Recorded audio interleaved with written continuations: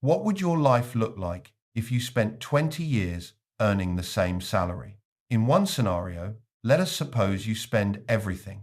In another scenario, let us suppose you build wealth. To better understand this situation, let us make an illustration. For that, we are going to create a story about two friends who started at the same job in the same month, earning exactly the same salary. $2,600 net. 20 years later, one of them woke up on an ordinary Tuesday, opened the banking app, and saw a net worth of more than $1,100,000, with almost $7,000 of passive income coming in every month without him getting out of bed. The other woke up on that same Tuesday, in the same neighborhood, opened the same type of app, and saw $240 in the account. 12 days remained until the next paycheck. Same city, same education, practically the same salary for 2 decades. And here is the part that almost no one tells you.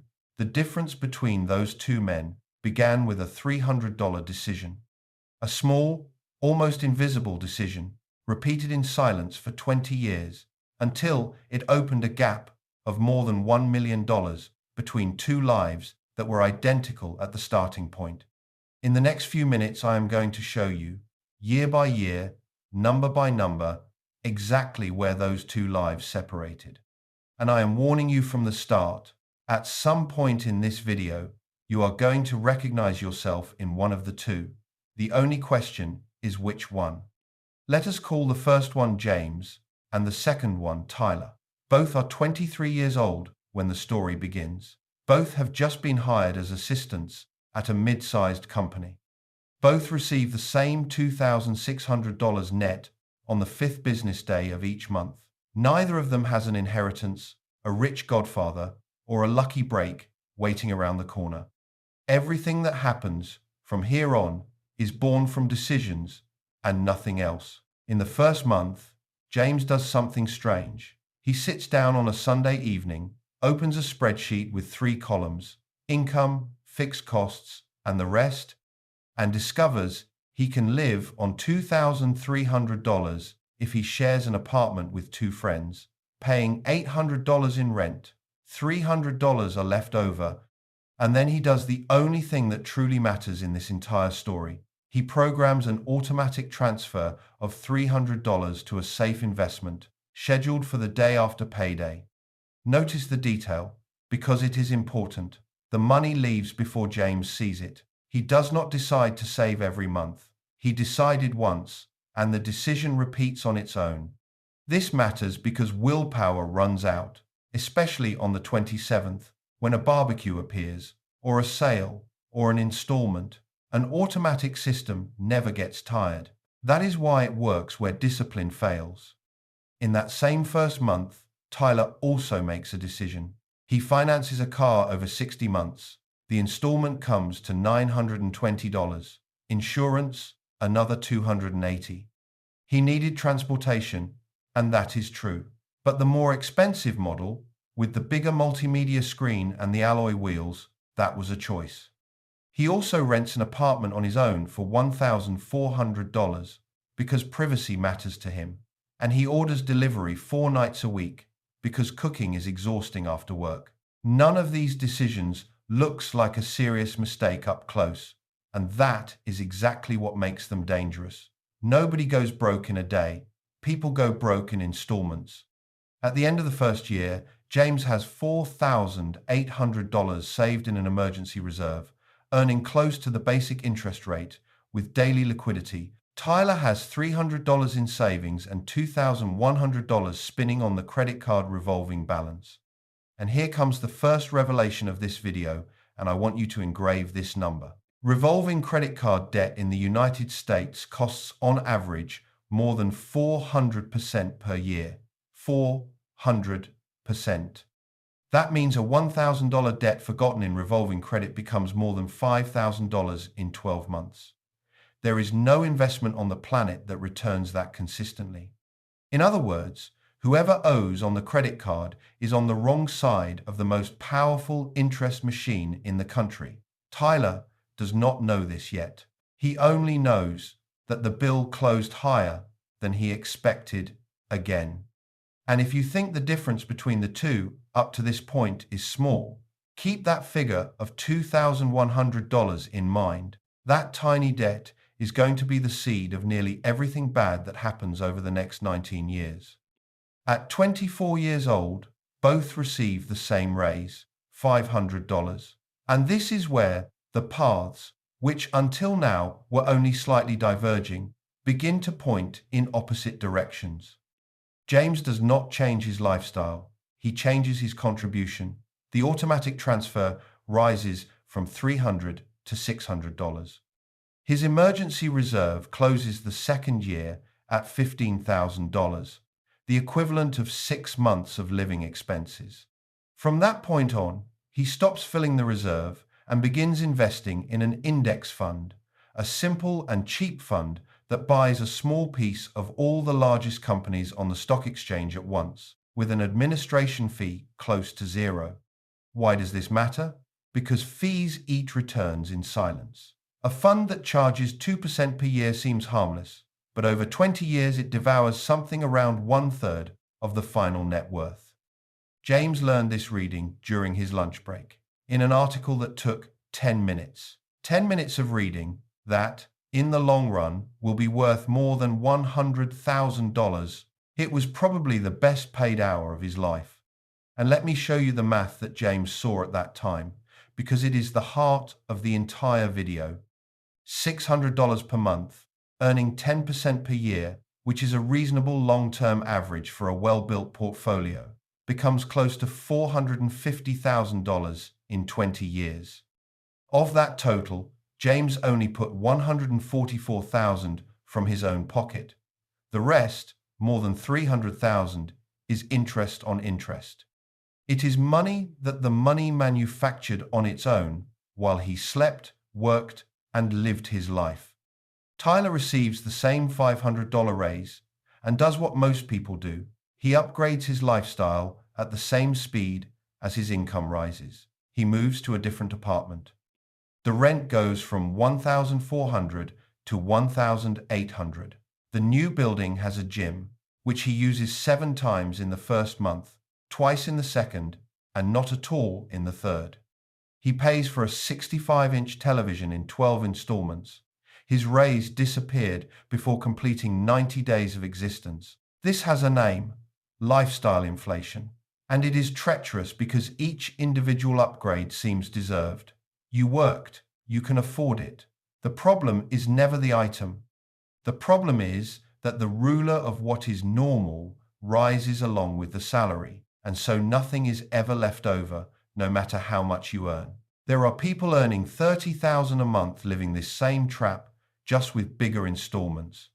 Now I want to ask you one thing, and it is the only time I am going to ask this in this video. Pause 2 seconds and write in the comments, honestly, at this moment in your life, are you more of a James or more of a Tyler? Write it down.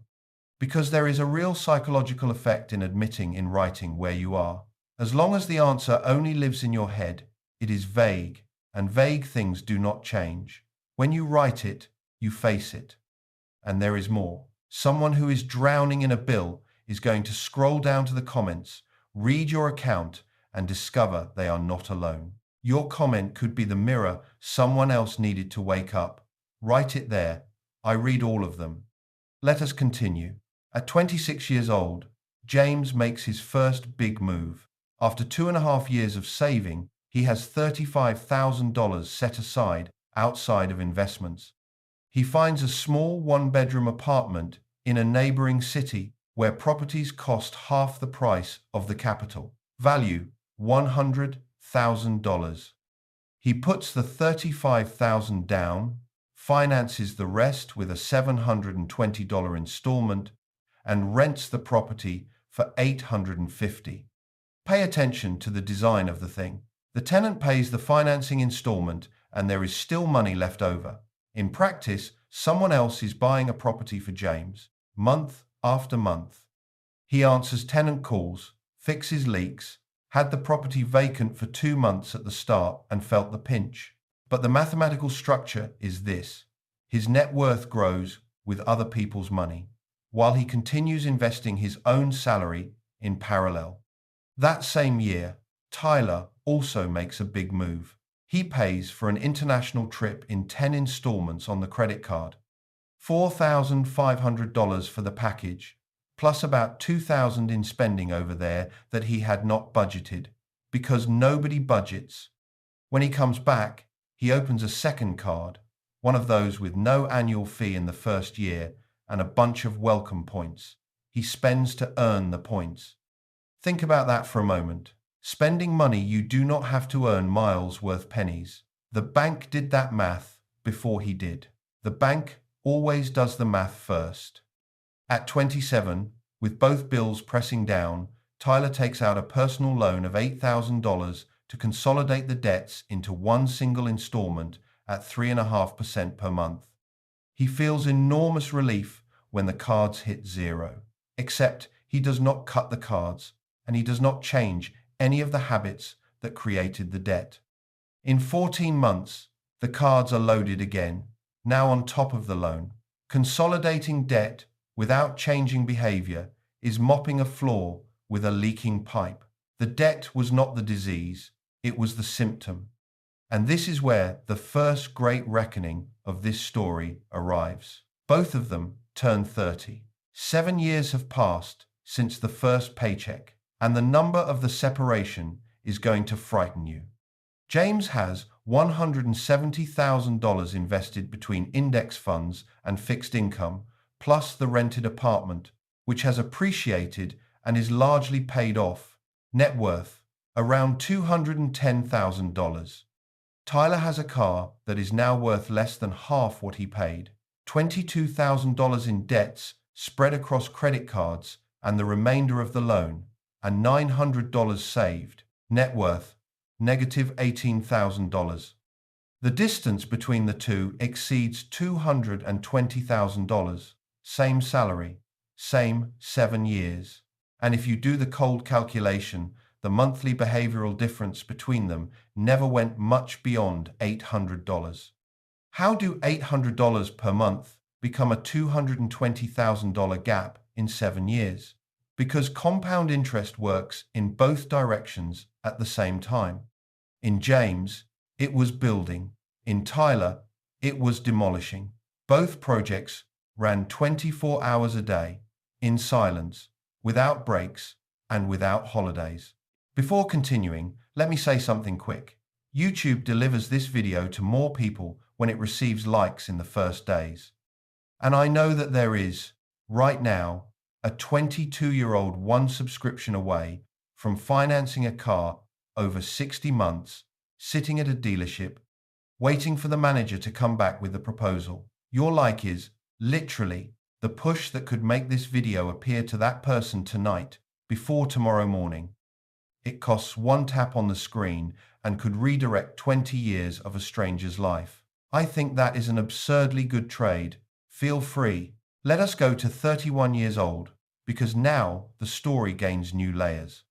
James discovers real estate investment trusts. Instead of buying a second entire apartment, he starts buying shares in funds that own logistics, warehouses, commercial buildings, and shopping centers, and that distribute rent directly to the account every month, with income tax exemption for individuals on the earnings. By 32, he is already receiving $1,300 per month in dividends, and he does not spend a single cent of it. Every return buys more shares, which generate more return, which buy more shares. This is a snowball in the literal physics sense. The bigger it is, the faster it grows, with no additional effort from whoever gave it the initial push. Tyler, at 32, is laid off. Company restructuring, a 20% workforce cut. And here his story almost turns around. Pay attention, because he receives the biggest chance of his life disguised as a disaster. Between severance, the FGTS penalty, and the withdrawal, $31,000 hit Tyler's account. It is the largest amount he has ever seen at once. It is money enough to pay off all the debt, build a 3-month reserve, and start over from absolute zero, clean.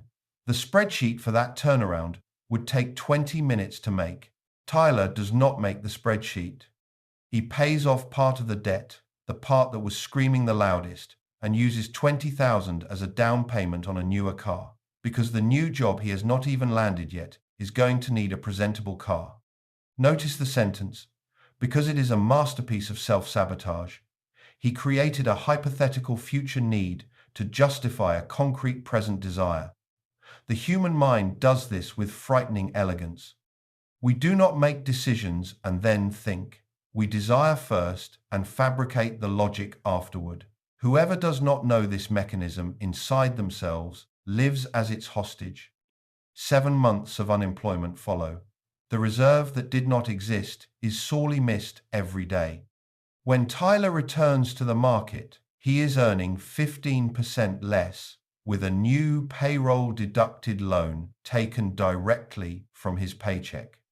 And since the car has returned to the story, let me open an account that almost no one does, because it is one of the greatest hidden revelations of financial life. Add up everything Tyler spent on cars between age 23 and age 35.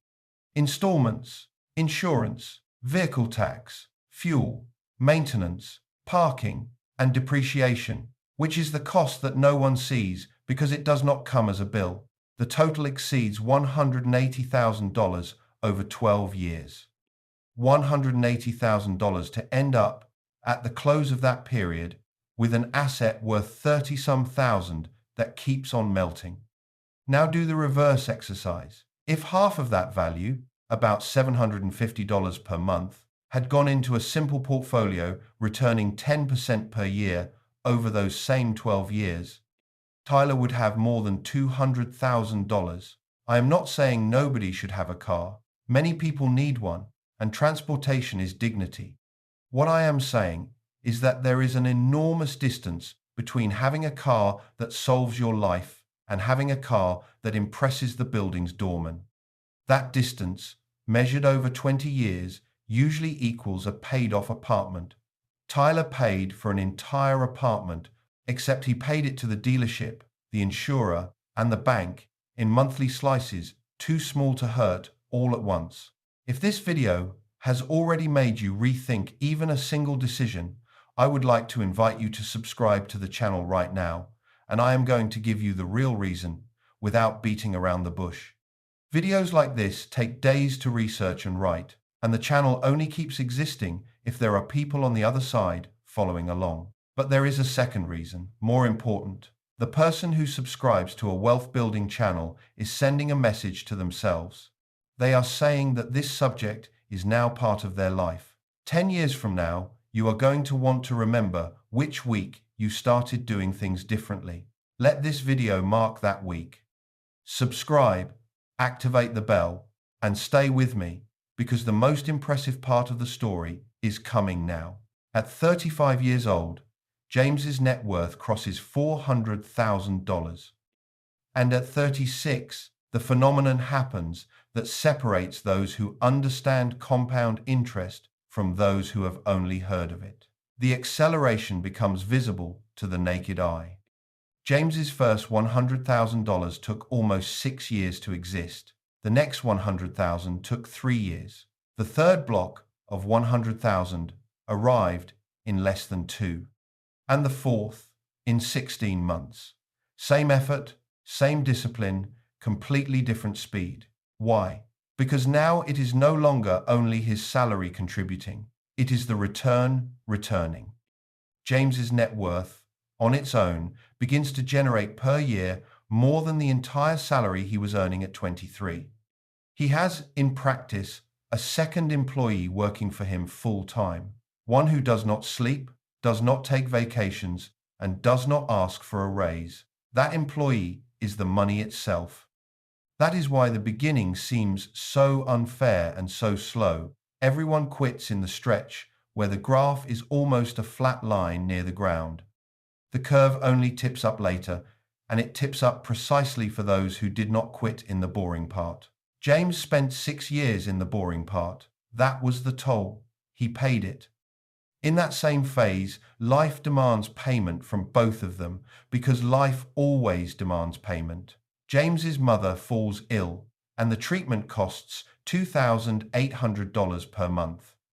He pays it from the dividend flow, without dismantling anything, without financial drama in the middle of family drama. Tyler's father needs surgery that costs $5,500, and the insurance only covers part of it. Tyler does not have $5,500. It goes on the credit card, in installments, with interest. The same life knocked on both their doors. The difference was who had a shock absorber and who took the impact straight on the bone. There is a small detail from that period that explains a lot. Once a year, always in January, James takes a Saturday morning to review everything. Subscriptions, bank fees, insurance, phone plan. In one of those reviews, he discovers he has been paying $47 per month for an app he had not opened in 8 months, and he cancels it. It seems like penny pinching, $47 for someone with $500,000, but the amount was never the point. The point is the habit of looking. Whoever looks their money in the face once a year is rarely surprised by it.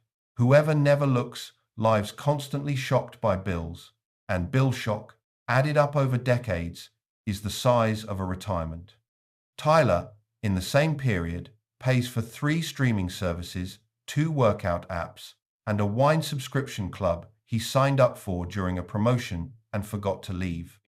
That is almost $300 per month on things he uses halfway or not at all. He knows, vaguely, that he should cancel something, but cancelling requires sitting down, listing, deciding, and life is always too busy for a task that does not shout.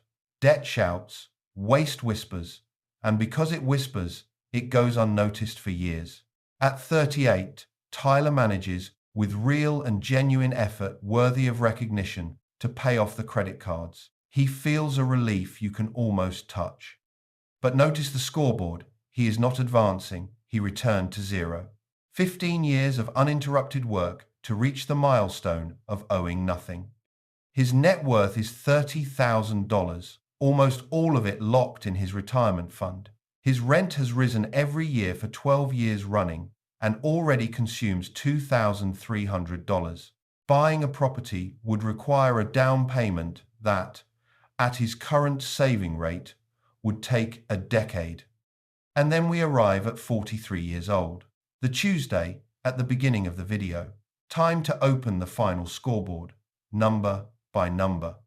James, 43 years old, investment portfolio, $820,000 between index funds, fixed income, and real estate investment trusts. Rental property, fully paid off, worth $280,000. Total net worth, $1,100,000. Monthly passive income between rent and dividends, $6,800, comfortably covering his cost of living. James still works, but has done the math in 3 scenarios: optimistic, realistic, and pessimistic.